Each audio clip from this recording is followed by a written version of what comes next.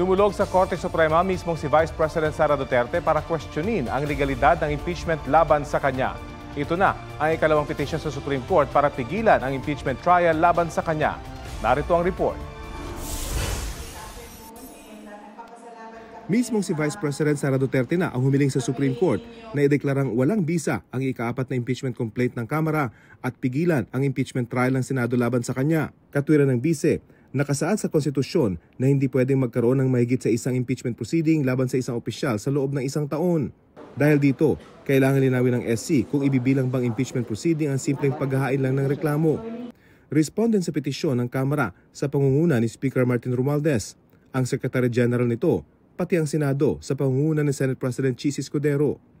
Kabilang sa mga abogado ng bise na pumirma sa petisyon ang ama niyang si dating Pangulong Rodrigo Duterte. Sa ngayon, 2 ng petisyon ang nakahain sa SC para pigilan ang impeachment trial sa bise. Nanindigan naman ang 2 sa tatayong impeachment prosecutor. Sabi ni Congressman Lorenz Defensor na political question ang impeachment at hindi ito pakikialaman ng Korte Suprema.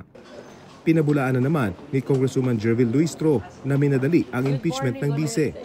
Wala pang tugon si Romualdez, sabi naman ni Escudero. Providential na hindi kami natuloy sa trial dahil nag-recess kami para lahat ng mga bagay na ito ay maidulog na sa Korte Suprema, mapagpasahan na ng Korte Suprema para wala nang pipigil o aantala pa sa trial ng Senado na mga ganitong uri ng teknikalidad o issue. Ang Solicitor General na raw ang bahalang sumagot para sa Senado hinggil sa mga petisyong may kinalaman sa impeachment.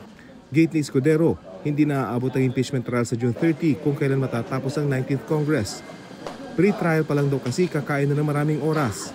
Iniiwasan din daw ng Senado ang mga pagbabago sa rules para hindi makwestiyon ang integridad ng paglilitis. Pero kahit sa Hulyo pa planong simulan ang impeachment trial sa bise, may mock-up setup nang inilatag si Escudero. Sa isang legal forum, kabilang sa sinagot ay kung ano ang ibig sabihin ng konstitusyon sa utos nitong trial by the Senate shall forthwith proceed. It means right away. It means immediately. Walang patumpik-tumpik. Walang alinlangan. Gawin kaagad. Para kay dating Senate President Franklin Drilon, hindi pwedeng maglitis kung nakareses ang Senado, pero pwede umanong gawa ng paraan. The President can even call a special session so that the impeachment trial can take place.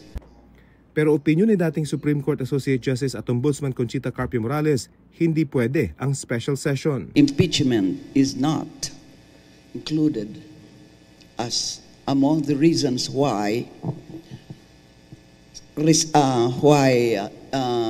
special session can be conducted.